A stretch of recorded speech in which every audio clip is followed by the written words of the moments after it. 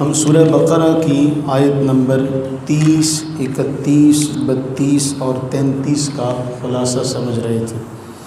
ہم نے اس میں پڑھا کہ اللہ رب العزت نے حضرت آدم علیہ الصلاۃ والتسلیم کو جب بنایا تو فرمایا کہ وَإِذْ قَالَ رَبُّكَ لِلْمَلَائِكَةِ إِنِّي جَاعِلٌ فِي الْأَرْضِ خلیفہ، کہ میں زمین پر اپنا خلیفہ بنانے والا ہوں۔ اللہ تعالیٰ نے حضرت انسان کو خلافت عطا فرمائی، اور ہم دیکھتے ہیں کہ قرآن کریم میں اللہ تعالیٰ نے اس خلافت کا بارہا تذکرہ کیا اور بنی نوع انسان کو یاد دلایا۔ قرآن کریم میں بھی متعدد حوالہ جات بیان کیے گئے۔ فرمایا کہ وَلَقَدْ أَهْلَكْنَا الْقُرُونَ مِنْ قَبْلِكُمْ لَمَّا ظَلَمُوا، اور اے لوگو، ہم نے تم سے پہلے بہت سی امتوں کو اس لیے ہلاک کر دیا کہ وہ ظلم و زیادتی کیا کرتے تھے۔ وَجَاءَتْهُمْ رُسُلُهُمْ بِالْبَيِّنَاتِ، ان کے پاس ہمارے رسول کھلی نشانیاں لے کر آئے، لیکن انہوں نے کیا کیا؟ انہوں نے ایمان لانے سے انکار کر دیا۔ اب ہم نے ان کے بعد اور لوگوں کو خلیفہ بنایا، ہم نے ان کے بعد پھر بعد والوں کو خلیفہ بنایا، اور پھر ہم نے خلیفہ اس لیے بنایا تاکہ ہم دیکھیں کہ تم کیسا عمل کرتے ہو۔ تمہیں خلیفہ بنائے جانے کا مقصد کیا ہے کہ ان لوگوں کو ہم نے ظلم کی وجہ سے ہلاک کر دیا، ان کے بعد تم خلیفہ بنے۔ اب ہم ظاہر یہ کرنا چاہتے ہیں کہ تمہارے اعمال کیسے ہیں۔ تو حضرت انسان کی خلافت کا ذکر بارہا اللہ نے قرآن میں فرمایا وَهُوَ الَّذِي جَعَلَكُمْ خَلَائِفَ الْأَرْضِ، اللہ تعالیٰ کی ذات وہی ہے جس نے زمین میں تمہیں خلیفہ بنایا۔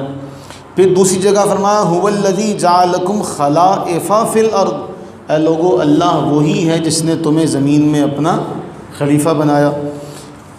جب داؤد علیہ السلام کو بھیجا گیا تو وہاں بھی اللہ تعالیٰ نے فرمایا یا داؤد انا جعلناک خلیفۃ فی الارض، اے داؤد، ہم نے آپ کو زمین میں خلیفہ بنایا۔ کیوں بنایا؟ فاحکم بین الناس بالحق، کہ آپ لوگوں میں حق کے ساتھ، انصاف کے ساتھ فیصلے فرمائیں، اور ولا تتبع الہوا، خواہش نفس کی پیروی نہ کریں، نہ ان کے بہکائے میں آئیں، کسی کے پیچھے نہ لگیں۔ پھر اللہ نے سورہ اعراف میں بیان کیا، اب یہ ترتیب چل رہی ہے۔ ہود علیہ السلام اپنی قوم سے فرماتے ہیں، کون؟ حضرت ہود علیہ السلام اپنی قوم سے فرماتے ہیں وَاذْكُرُوا، یاد کرو، اِذْ جَعَلَكُمْ خُلَفَاءَ مِن بَعْدِ قَوْمِ نُوحٍ، جب اللہ نے تمہیں قوم نوح کے بعد خلیفہ بنایا۔ ہود علیہ السلام اپنی قوم سے فرما رہے ہیں جب اللہ نے تمہیں نوح علیہ السلام کے بعد زمین میں خلافت عطا کی، تمہیں زیادہ کیا، تمہاری تعداد میں اضافہ کیا۔ کیوں؟ فَاذْكُرُوا آلاء اللہ، تاکہ تم اللہ کی نعمتوں کو یاد کرو۔ پھر یہ قوم آگے آتی ہے۔ پھر اس کے بعد صالح علیہ السلام، ہود علیہ السلام کے بعد صالح علیہ السلام اپنی قوم سے کہتے ہیں وَاذْكُرُوا إِذْ جَعَلَكُمْ خُلَفَاءَ مِن بَعْدِ عَادٍ، یاد کرو کہ جب اللہ نے قوم عاد کے بعد تمہیں خلافت عطا کی، تمہیں خلیفہ بنایا، تو یہ پھر خلافت کا سلسلہ چلتا رہا۔ آدم علیہ السلام کے بعد نوح علیہ السلام اپنے ماننے والوں کو کہتے ہیں کہ تمہیں اللہ نے خلافت عطا کی ہے۔ نوح علیہ السلام کے بعد ہود علیہ السلام اپنی قوم سے کہتے ہیں، ہود علیہ السلام کے بعد صالح علیہ السلام اپنی قوم سے کہتے ہیں۔ پھر ان سب کے بعد اللہ تعالی ہمیں مخاطب فرما رہا ہے۔ اللہ تعالی ہمیں کیا فرما رہا ہے؟ وعد اللہ الذین آمنوا منکم وعملوا الصالحات، اللہ تعالیٰ نے ان لوگوں سے وعدہ فرمایا جو لوگ ایمان لائیں گے، عمل صالح کریں گے۔ کس چیز کا وعدہ؟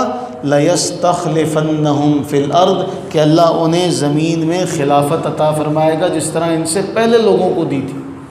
لیکن اس کے لیے شرط کیا ہے؟ ایمان اور عمل صالح۔ اب یہ ایمان اور عمل صالح رہا تو یہ خلافت کا سلسلہ چلتا رہا تا کہ یہ امت محمدیہ آئی، جس کے بارے اللہ نے فرمایا کنتم خیر امہ، تم سب سے بہترین امت ہو۔ اب خلافت عرضی کس کے پاس ہے؟ اس امت محمدیہ کے پاس۔ لیکن ایک بات جو بڑی اہم ہے، وہ شعر تو کچھ اور طرح سے ہے کہ بہکا تو بہت بہکا، سنبھلا تو ولی ٹھہرا، بہکا تو بہت بہکا، سنبھلا تو ولی ٹھہرا، اس خاک کے پتلے کا ہر رنگ نرالا ہے۔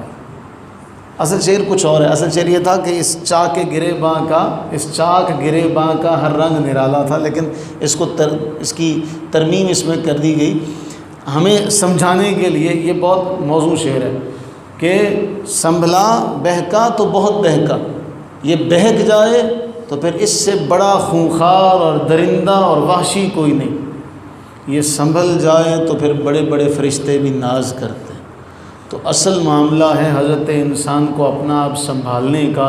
جس نے دنیا میں اپنا آپ سنبھال لیا، چاہے وہ کوئی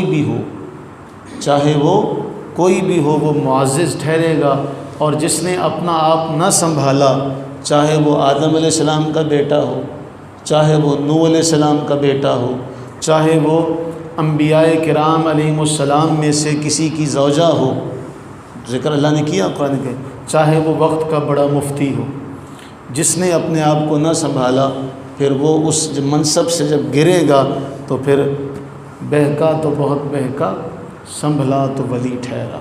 اللہ سے دعا کریں کہ باری تعالی ہمیں سمجھنے کی توفیق عطا فرمائے، اور ہمیں ہر جگہ اللہ تعالی حفاظت ہماری فرمائے۔ میں ایک بہت بڑی بات آپ سے کرنے لگا ہوں۔ ایک بزرگ فرماتے ہیں اللہ تعالیٰ نے ہمیں حضرت آدم علیہ السلام سے لے کے رسول اللہ علیہ السلام تک سارے انبیاء کے واقعات بیان فرما دیے، قرآن کی صورت میں، احادیث کی صورت میں ہم تک وہ بیانات سارے پہنچے۔ وہ بزرگ یہ فرماتے ہیں کہ ہر بندے کے ساتھ زندگی میں وہ معاملہ پیش آتا ہے جو اس سے پہلے کسی نہ کسی نبی کے ساتھ پیش آیا ہوتا۔ بات سمجھے؟ ہر بندے کے ساتھ، کیونکہ فرمانا جس طرح ہمارے نبی علیہ السلام کی زندگی کے بارے میں کہ اسوہ حسنہ، تو جو مشکلات پہلے تمام ان نیکوں کو آئی ہیں، اس طرح کی مشکلات آئیں گی تمہیں بھی، تو تم نے ان مشکلات میں دیکھنا کہ انہوں نے کیا کیا تھا۔ اب میں اس میں تفصیل میں نہیں جاؤں گا، جس طرح کا لالچ انہیں دیا گیا، جس طرح کی تکالیف انہیں دی گئی، سارے معاملات ان کے سامنے رکھے گئے، اس طرح کے معاملات تمہارے سامنے بھی آئیں گے۔ تو تم چونکہ قرآن پڑھ رہے ہو، تم چونکہ احادیث پڑھ رہے ہو، لہٰذا تم اس بات کو یاد رکھو کہ انہوں نے اس مشکل موقع پر کیا کیا تھا۔ حضرت سیدنا یوسف علیہ السلام کو دعوت گناہ دی گئی تو انہوں نے کیا کیا تھا۔ اگر تمہارے ساتھ کبھی زندگی میں ایسا معاملہ ہو تو تم نے کیا کرنا ہے۔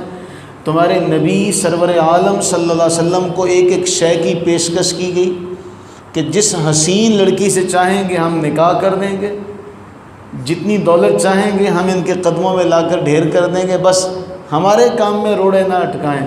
اللہ کے نبی علیہ السلام نے جواب دیا، اللہ فرما رہا لکم دینکم ولی دین، تمہارا راستہ الگ ہے، میرا راستہ الگ ہے، تمہارے لیے تمہارا دین، میرے لیے میرا دین۔ تو اللہ سے یہ دعا کریں کہ باری تعالی ہمیں ہر جگہ سنبھلنے کی توفیق عطا فرمائے۔ اگر ہم کہیں کسی لغزش کا شکار ہو بھی جائیں، کوئی غلط کام کرنے کا ارادہ کر بھی بیٹھے، تو اللہ تعالی ہماری حفاظت فرمائے اور ہمیں اس بہکنے سے محفوظ فرمائے۔